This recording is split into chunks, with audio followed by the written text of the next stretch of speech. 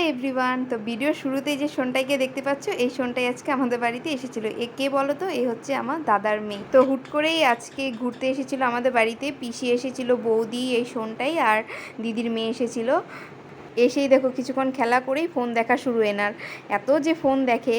তো তারপর আমিও একটু বসে পিসি, বৌদি ওদের সাথে গল্প করছিলাম। আর এই যে এনাকে যে দেখতে পাচ্ছ, ইনি হচ্ছে আমার দিদির মেয়ে। তো ও এসেছিলো। আর এই যে পুচকুটার যে এত ফোনের নেশা, কি বলবো, ফোন দেখলে সেখানে দৌড়ে দৌড়ে চলে যাবে। দাঁত দেখি, দাঁত দাঁত দেখি। ই চোখ কোনটা? চোখ? নাক কোনটা? না।